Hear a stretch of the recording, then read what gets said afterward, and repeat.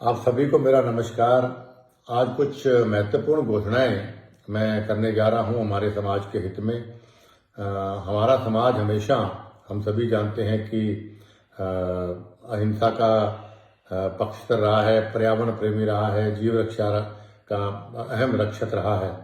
और ऐसे समाज का हिस्सा होना मैं समझता हूं मेरे लिए बहुत ही गर्व की बात है। और मैं दिल की गहराइयों से आभार व्यक्त करता हूँ समाज के सभी साधु संतों का, सभी विधायक, पूर्व विधायकों का, पूर्व सांसद का, और समाज के सभी सदस्यों का, और खासतौर से पूरे समाज का, जिन्होंने मेरे पिता स्वर्गीय युग पुरुष बिश्नोई रतन चौधरी भजन लाल जी के स्वर्गवास के बाद मुझे ये इतनी बड़ी अहम सुरक्षित की जिम्मेदारी सौंपी थी और एक विश्वास जताया था। और मुझे खुशी इस बात की है कि लगभग 12 साल से ज़्यादा मुझे संरक्षक समाज का बने हो गए, और इन 12 सालों में मैंने पूरी मेहनत, लगन और ईमानदारी से इस समाज को एक माला में पिरो के रखा।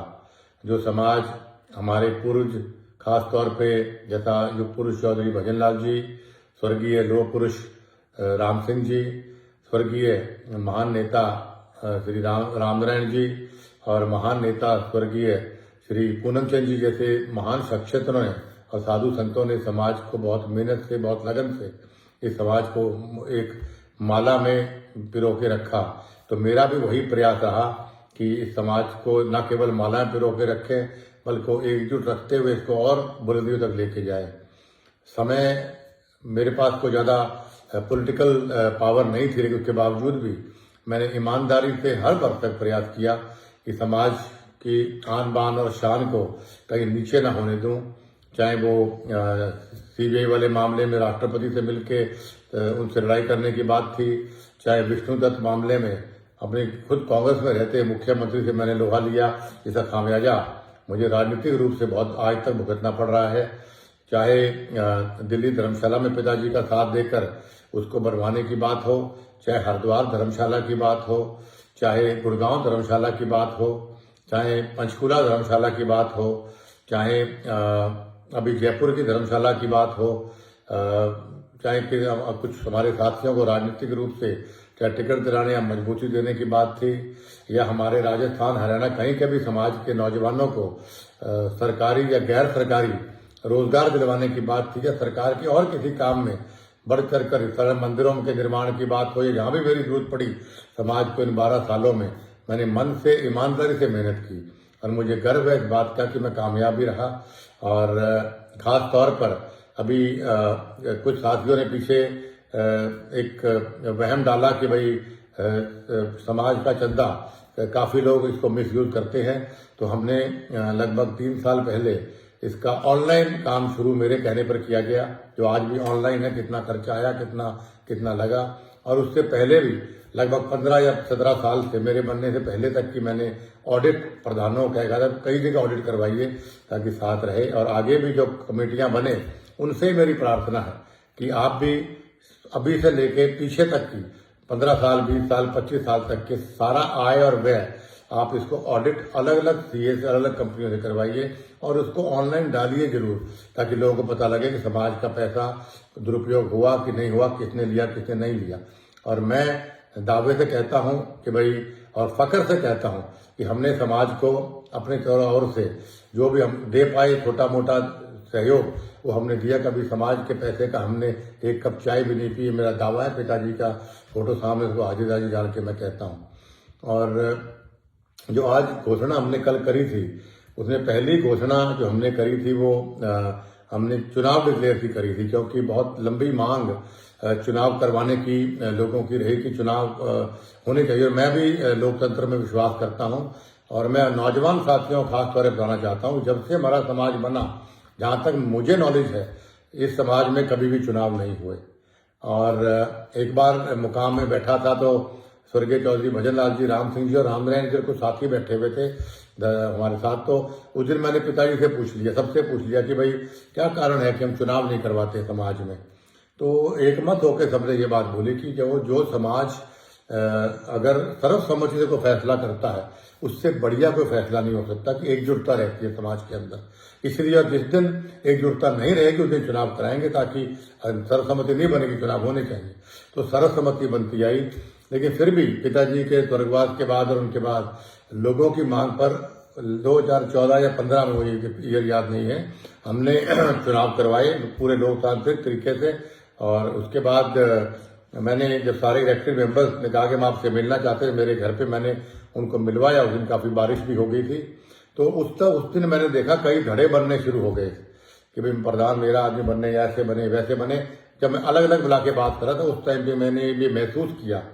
तो फिर मैंने फिर सब लोगों से जब चर्चा की, मेन प्रतिबद्ध लोगों से, तब उन्होंने कहा कि भाई फैसला इस तरह झगड़ा करेंगे समाज में बहुत धड़े बन जाएंगे और आपसी फूट समाज के लिए शुभ नहीं।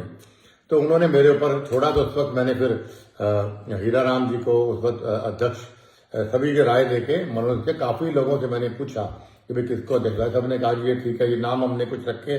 तो हीरा राम भवाल जी सबसे अच्छे ईमानदार व्यक्ति थे, उनका नाम सबने कहा, तो उसको हमने अनाउंस किया। और उसके बाद कोविड आ गया, तो कोविड 1, कोविड 2 आया, तो ये इलेक्शन आगे जाता रहा। तो अभी हमने फिर कल सुबह चुनाव की घोषणा की, और इस चुनाव में हम समझते हैं पूरी पारदर्शिता हो, इसके लिए हमने हमारे पीठेश्वर स्वामी रामानंद जी की चेयरमैनी में एक कमेटी बनाई है 29 मेंबरों की, जिसमें स्वामी रामानंद जी हमारे अध्यक्ष रहेंगे। चुनाव करवाएं, उनकी देखरेख में चुनाव होगा।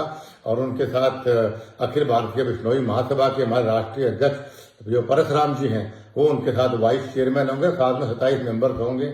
और श्री एस.के. बिश्नोई जी जो बहुत ही प्रसिद्ध समाज सेवी भी हैं, लॉयर भी हैं हमारे समाज के, लीगल ओपिनियन के लिए उनको सबसे राय लेकर हमने नियुक्त किया। और इन सभी से मेरी प्रार्थना है कि 1 मार्च मतलब फागुनी मेले से पहले हमारा नया कमेटी बन जानी चाहिए, चुनाव पारदर्शिता से होकर, और नया अध्यक्ष भी बन जाना चाहिए। और मेरी सभी जो नए इलेक्ट मेंबर होंगे उनसे मेरी हाथ जोड़ के प्रार्थना है, प्लीज आप ऐसा अध्यक्ष चुनिए जो अध्यक्ष जो समाज का जोड़ने का काम करे, तोड़ने का काम ना करे। जो अध्यक्ष 29 नियमों को अपना सम्मान करता हो, जिसके लिए समाज सर्वप्रिय हो स्वार्थ से ज्यादा, ऐसा अध्यक्ष आपको चुनना चाहिए। जो नशा ना करता हो, जो अध्यक्ष माँ और बेटियों को अच्छी तरह से देखता हो और ईमानदार अध्यक्ष हो, उस आदमी को आप अध्यक्ष चुनिएगा। हमारे समाज के भविष्य और बच्चों के भविष्य का सवाल, ये मेरी पहली प्रार्थना भी है, पहली घोषणा भी हमने कल इस बात की हमने करी थी कि भाई हम चुनाव डिक्लेयर करते हैं। आज से चुनाव की प्रतिक्रिया शुरू, सारा का सारा पावर स्वामी रामानंद जी के पास है। स्वामी रामानंद जी की देखरेख में सारा चुनाव होगा। उनसे प्रार्थना जल्दी से मीटिंग बुलाकर वो अपने आगे चुनाव की प्रतिक्रिया वो शुरू कर दें। और उसके बाद में आपको दूसरी जो घोषणा हमने करी थी कि भाई हमें सब प्रबुद्धजनों से बात करके हमने ये फैसला किया कि भाई समाज में हमें कोई संरक्षक, हमें कोई ऐसा व्यक्ति और बना देखना चाहिए, क्योंकि मैंने कहा कि मैं ज्यादा समय समाज को मैं नहीं दे पाऊंगा। तो हमने यही बात कही कि भाई तो फिर किसको हम संरक्षक का रूप दिया जाए। तो सभी ने एक मत होकर कहा कि स्वामी रामानंद जी जो है सबसे हमारे पीठेश्वर भी हैं, और चाहे हिंदुस्तान हो चाहे विदेश तक उनके बहुत सम्मान लोग करते हैं, और उनको सारे हमारे समाज का ज्ञान भी है और बहुत लंबा तजुर्बा समाज पे है। उनकी तो दर्शन मात्र से सबके पाप खत्म हो जाते हैं, सबके कष्ट खत्म हो जाते हैं। तो उनको मैं समझता हूँ उनसे बेहतर संरक्षक के रूप में कोई होना चाहिए। सबसे राय लेके हमने स्वामी रामानंद जी को संरक्षक हमने नियुक्त किया है, और ये भी एक फैसला हमने कल किया था। और बाकी जहाँ तक मेरी बात है, मैं अपना यही कह सकता हूँ कि मैं कभी पद का लालची नहीं रहा। सभी जानते हैं कि 2000 जब मैंने ऐसी देर की बात उठाई थी, तब मुझे कांग्रेस पार्टी ने लालच के रूप में केंद्रीय मंत्री की पेशकश की थी। मैंने सारे अखबारों में छपा था कि मैंने उसको डिनाई किया था। फिर डेप्यूटी सीएम की मुझे पेशकश की गई थी। तो मैंने कहा कि भाई मैं बिकाऊ, कुलदीप बिश्नोई और बिश्नोई समाज का कोई भी आदमी बिकाऊ नहीं हो सकता। तो मेरे लिए सिद्धांत सर्वप्रिय हैं। तो मैंने वो भी केंद्रीय मंत्री पर ठुकराया, फिर मैंने उप मुख्यमंत्री पर ठुकराया। उसके बाद मुझे पहले अखिल भारतीय बिश्नोई महासभा का मुझे अध्यक्ष नियुक्त किया गया। मैं बनना नहीं चाहता था, लेकिन मुझे जबरदस्ती बनाया गया। तो मैंने चाय लेके साल या 1.25 साल में मैंने खुद इस्तीफा दिया।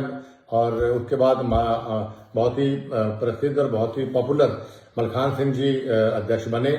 और उसके बाद पिताजी के स्वर्गवास के बाद सर्वसम्मति साधु संतों ने और सभी लोगों ने मुझे अखिल भारतीय बिश्नोई महासभा का संरक्षक नियुक्त किया। तो मैंने तुरंत प्रभाव से अपना इस्तीफा भेजा। रिकॉर्ड की बात है, उस वक्त की कार्यकारिणी से पूछा जा सकता है। मैं लिखित में कहा कि मैं संरक्षक नहीं बनना चाहता हूं, मैं ऐसे पद पे नहीं बैठना चाहता जहां चौधरी भजन लाल जी जैसे महान विभूति बैठे हों। मैं तो उनके मुकाबले में कण भी नहीं हूं।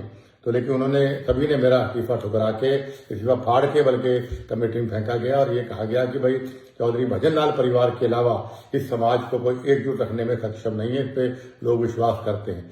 और जैसा मैंने पहले कहा कि भाई 12 साल से मैंने बड़ी ईमानदारी से इस समाज को आगे चलाया है। तो लेकिन आज मैं इस अखिल भारतीय बिश्नोई महासभा के संरक्षक पद से मैं त्यागपत्र देता हूं, क्योंकि मैं व्यक्तिगत कारणों से मैं इस समाज को ज्यादा समय नहीं दे पाऊंगा, क्योंकि राजनीतिक रूप से मुझे आगे बहुत बढ़ना है और भी मुझे काम है। लेकिन आप इस बात से बिल्कुल चिंतित मत होइए, जब भी समाज को मेरी जरूरत पड़ेगी तो मैं 24 घंटे समाज की सेवा में, मेरे घर के दरवाजे खुले हैं। दुख में सुख में इस समाज ने हमेशा मेरा साथ दिया और आज भी मुझे बड़ी खुशी है कि आज कल मुझे रजिस्टर देके गए इस हार के अंदर भी कि 200 से ज्यादा इलेक्टेड और नॉमिनेटेड मेंबर्स ने ये लिख के दिया कि कुलदीप बिश्नोई में विश्वास जताते हैं। और जो हमारी कमेटी है 21 मेंबर की, एक का हमारे स्वर्गवास हो गया, उनमें से 20 में से 14 लोगों ने भी ये आस्था जताई, विश्वास जताया कि भाई कुलदीप बिश्नोई हमारे संरक्षक है और रहेंगे। मैं उनका भी और समाज के लोगों का दिल की गहराइयों से मैं आभार व्यक्त करता हूं कि आपने चौधरी भजन लाल जी पे और उसके बाद मुझ पे आपने विश्वास जताया। और उम्मीद करता हूं कि आपके चौधरी भजन लाल जी ने भी और मैंने भी आपकी अपेक्षाओं पे, आपकी आशाओं पे हम खरे उतरे। और आगे भी मैं आपसे यही कहना चाहता हूं कि समाज को जहां भी मेरी जरूरत पड़ेगी, आधी रात कुलदीप बिश्नोई हाजिर है। और ईश्वर से प्रार्थना करता हूं कि जो लोग ये वीडियो देख रहे हैं, गुरु महाराज उनके स्नेह, अपने स्नेह का हाथ, प्यार का हाथ, आशीर्वाद का हाथ हमेशा मेरे बिश्नोई समाज के ऊपर बनाए रखे। बोलो गुरु जम्बेश्वर भगवान की जय।